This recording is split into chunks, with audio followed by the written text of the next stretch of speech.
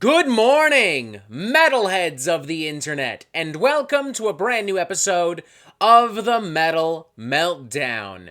Today we are talking about the latest studio album from Enforced entitled War Remains. This is the third full-length studio album from this American crossover thrash crew hailing from Richmond, Virginia. They've become pretty well known in a small amount of time for being a reliable source for classic thrash madness and brutality, for bangin' beats and gnarly riffs galore. For the most part, I've enjoyed what they've put out. I thought 2019's At the Walls was a solid debut album. I thought 2021's Kill Grid was a massive improvement. It did have a little bit of bloat and filler, some sections that went on a little bit too long and felt a little drawn out, but overall, one of the more memorable and punchy thrash records of that year. With this in mind, there's no real reason to not go into War Remains semi-pumped, although I did kind of feel bad for Enforced when they announced this thing, knowing that it would come hot off the heels of two big records from two legacy thrash metal bands, Metallica and Overkill.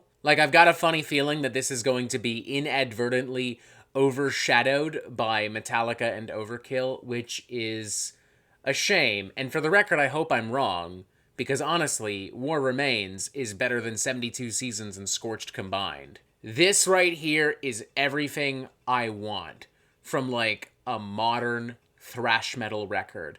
It's dirty, it's nasty, it's mean, it's brutal as fuck. It has a little bit of genuine depth within the lyricism, within some of the things that are being discussed, without feeling super pretentious, you know? The focus is ultimately just delivering the fastest, gnarliest, most heaviest fucking thrash nonsense imaginable, and Enforced 100% succeed at that. They've stripped away all the things that didn't work about previous studio albums. The songs are shorter, bigger, punchier, meaner.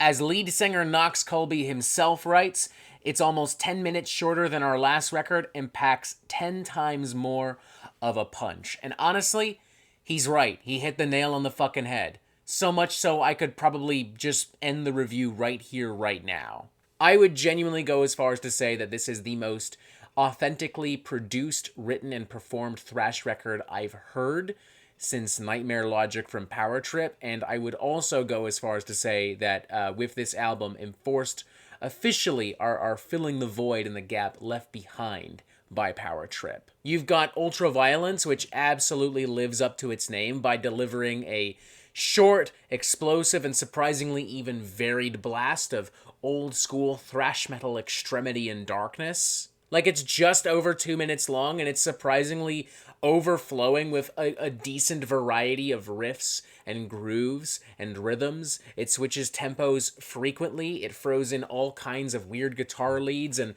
vocal assaults at you. It honestly just kind of feels like I've been struck in the chest or in the gut by, like, full-blown Slayer worship, you know? Like a sawed-off shotgun blast of everything that made classic records like Hell Awaits and Rain and Blood and South of Heaven so exciting for so many people. Then there's Hang By My Hand, which has some super chunky riffs that practically bulldoze their way through you, some nice agonizing screams, and tons of grimy, scuzzy bits and pieces. I'm reminded of the more brutal and raw side of, like, classic Sepultura on records like Beneath the Remains, and I'm also even weirdly reminded of, like, Rob Duke's era Exodus, but, like, trimmed a little bit down and caked in dirt. Aggressive Menace definitely stands out as being one of the most volatile, raucous, and brutal cuts on the record. The fact that it is also the album's opening number is great because, you know, the tone and the mood for the album overall is immediately and quite aggressively established.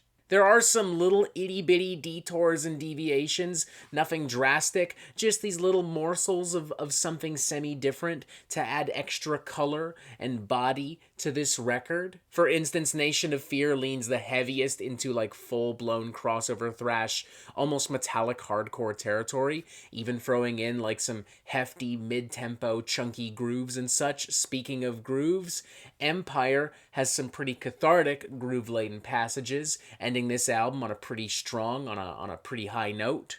I do also like that at the same time, Enforced are comfortable going into some deeper and into some more personal and revealing territory. Take, for instance, on Mercy Killing Fields, which deals very heavily with the death of Knox Colby's cousin.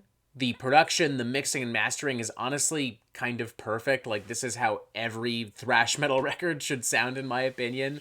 There's so much weight and power and muscle behind the percussion, behind the bass, behind those riffs. Knox Colby's vocals are absolutely vicious. And best of all, the record wraps up in like 33 minutes, no fat, no filler, no duds, nothing whatsoever. Whereas Killgrid spent a lot of time kind of drawing things out, meandering on, certain sections over and over to make the record longer. War Remains just kind of gets to the fucking point and then gets the fuck out. It's tight, it's refined, it's focused as fuck, it knows exactly what it wants to do, and it does all of that without compromise or issue. I'm feeling a strong 4 to 5 on this thing. Enforced did their homework, they worked their fucking asses off. It shows very consistently across this record. In my opinion, the best thrash metal record I've heard so far in 2023. Maybe one of the best I've heard in a while overall.